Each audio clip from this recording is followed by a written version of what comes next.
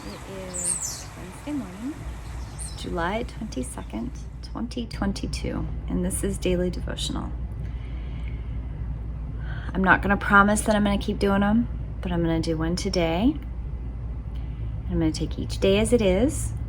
I've journaled for 2 hours this morning. I've written on my manuscript. I have planned the next couple days.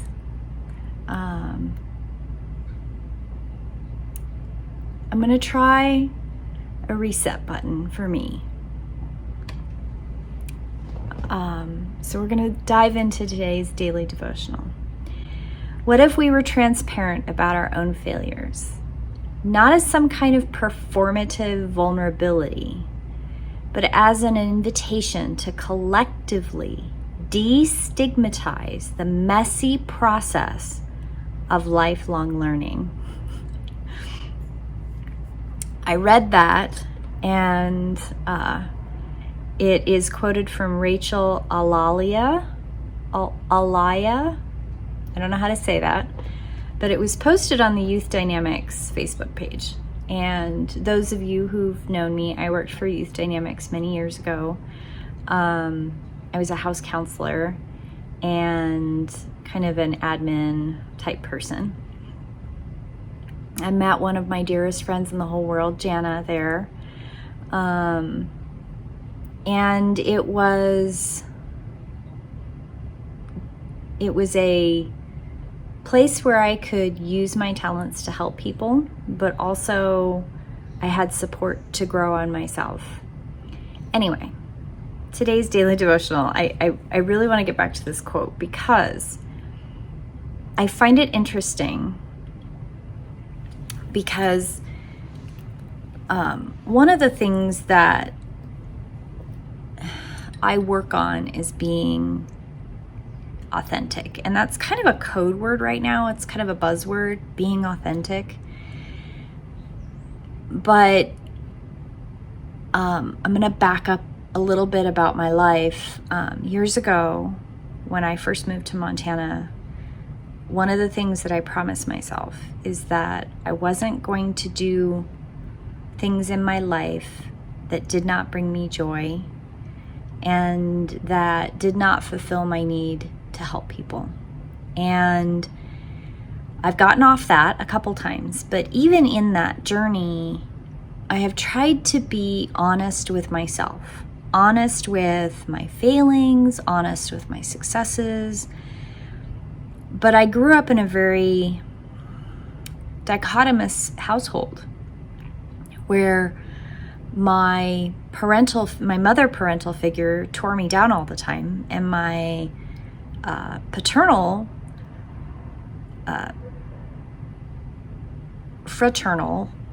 figure spent an inordinate amount of time trying to build me up. And so I had two perspectives, and I also grew up not knowing for sure that I had autism and ADHD. I didn't discover those till I was older. And I've had people that I respect and I admire in my past, in my work and personal life, that have all said things to me that they resonated, but I didn't know how to own them. I didn't know how to be proud of those characteristics without being prideful. I didn't know how to own those characteristics without feeling like I was being egotistical or arrogant. And the last thing you want to do growing up in the South is be a woman who's arrogant or prideful. And there is a big difference between self-confidence and arrogance. And when all you've ever known is the fear of being arrogant, and when people tell you you're strong and you're dynamic and you are authentic and you are somebody they admire, and yet inside the dialogue says other things, there's a disjunct, and I've been through years and years and years of therapy, right? And today's theme about being transparent about your failures without it being a performative vulnerability. And I sat with that quite a bit this morning when I was writing in my journal, because I realized that when people have told me that I am authentic and that they admire that strength and that they admire my tenacity and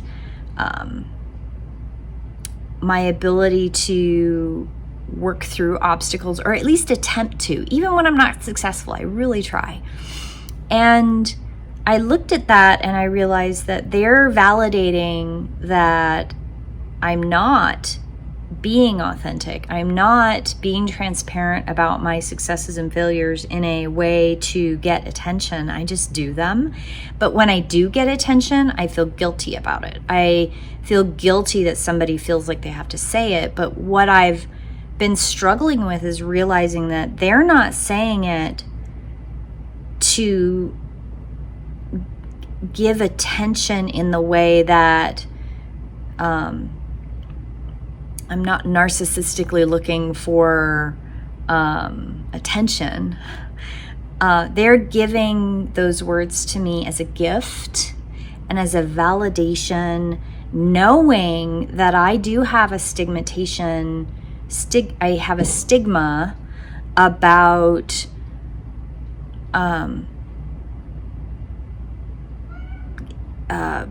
attention seeking, right? And I know where it comes from. It comes from, knowing now about that I actually do have ADHD, and knowing that some of my behaviors as a younger person were, I was accused several times about just doing things for attention or doing things for attention seeking. And I wasn't even then trying to get attention. I was trying to work through my perception of the world and our modern, well, I can look back now and recognize that an undiagnosed young lady with ADHD and autism, I was a bit of a mess. And I was a hot mess. And people didn't understand me. They didn't understand why I couldn't just be normal all the time. And I couldn't understand why I couldn't pretend to be normal all of the time. And when that broke down, and when the real me presented itself, it was shocking to people who'd only seen me mask, or it was disturbing to people who I made uncomfortable, or it was considered inappropriate by people who wanted me to be a square box person living in a square box life. And so when I break down today's daily devotion and I think about my connection to Mother Earth, and I think about my connection to my world, my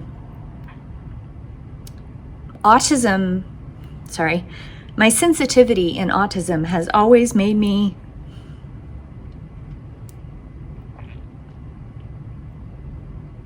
the odd duck. And in my teens and 20s, I pretty much just threw out Western societal's idea of religion and philosophy and spirituality, and I 100% embraced the paganism, the Native American connections that I have, my earth connection, my ability to hear the electricity in the walls and see patterns and feel that electrical connection and that vibrational connection. I embraced it. I just took all of the modern societal, Western, patriarchal, puritanical stuff, threw it out the window. Baby out with the bathwater. And I embraced my whole spirit in that way, which as a result also embraced all of the pieces of my autistic self. And in the last couple years, knowing that I have autism, getting that diagnosis, and the recent diagnosis of ADHD, I have had to come to grips. I've had to really look at the messiness of feeling the guilt and the rage and the regret and the what ifs of my connections with things are still just as real, but now I have a scientific, psychological, like proven disability, right? And that has stigma. That has a cultural knee-jerk reaction. When I tell people I have autism, when I tell people I have ADHD, I can see their body language change, and I can see the conversation becoming uncomfortable for them because they don't know what to do. They don't know what the right thing is to do. So a lot of times I get that, well, you don't seem like you have autism, or you must be really high functioning, or you must not have really bad ADHD. The assumptions that come with ignorance and the assumptions that come with the stigma of a messy process of lifelong learning to who we are. I know that I'm an odd duck. I love learning. I love diving into the bottom of subjects that I grab hold of. And this morning's journal and devotional, and I'm sitting here at the door with the door open and listening to the birds and the crick behind my house, and Astra playing fetch with her ball and chirping at me, and really enjoying that Mom's at home.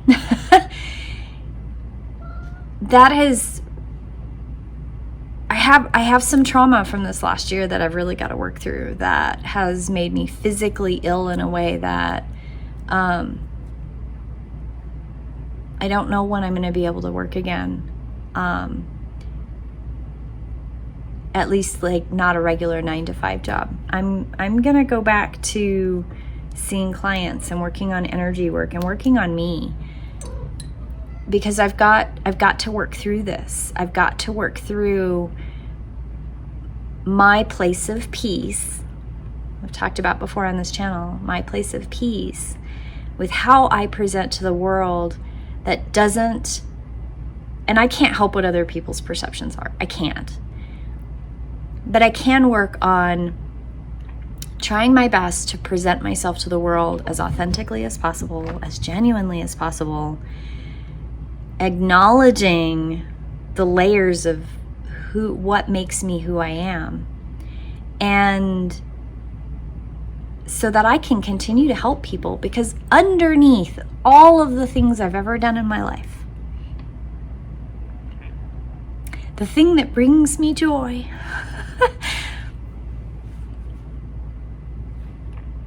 is helping you, truly helping you, and helping you realize and finding the catalyst for you to be an active participant in your own blueprint.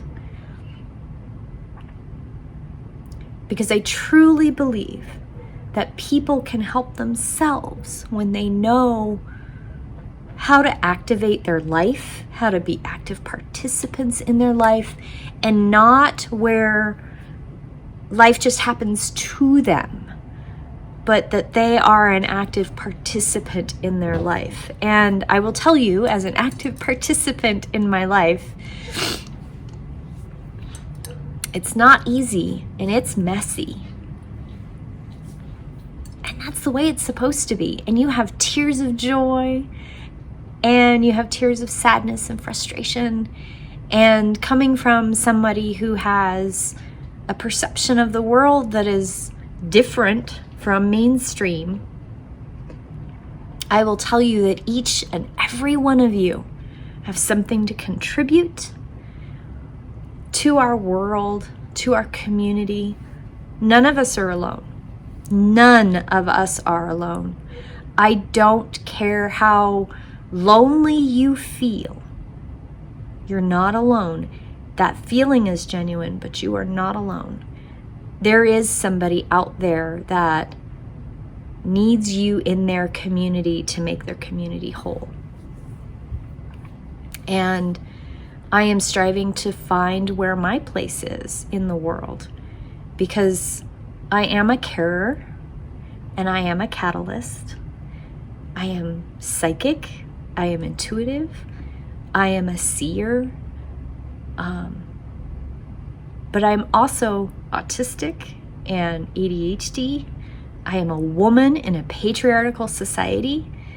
I work and live in a world that is destroying our ecosystem. I'm very passionate about teaching and helping and the rights for the individual. But I have so many passions, and I'm so passionate about so many things that I too need to find my focus. Anyway, that's today's daily devotion. So I encourage you to normalize in your life. Be transparent about your struggles. Be honest with yourself and the people you love and the people you care about, because you don't know. They could be struggling with the same thing. But don't make it performative. Don't make it about attention seeking. Make it about the destigmatizing of our failures and learning from them. You know, when I off note, random otherness, I belong to a group called the SCA, and one of the first artistic displays I did, I showed my messy work. And everybody walked by my table and they were like, I can't believe you're showing that. That is so inspiring. And I thought, I don't understand why it's unusual. I don't understand the big deal. And then over the next couple of years, I see people putting their not great work out. Not their best, their deliberate mistakes. And I realized that I broke through a barrier that I didn't even know was there, because it never occurred to me that you couldn't or shouldn't do that.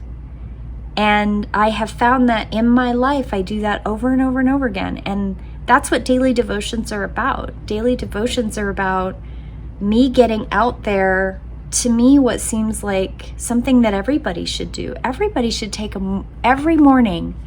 You should take time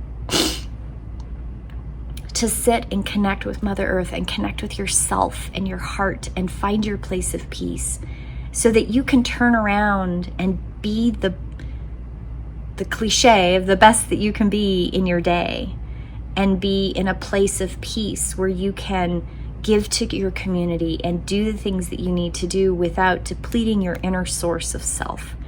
Because we all do that if we don't take the time. Self-care is a big buzzword, but I'm not talking about self-care.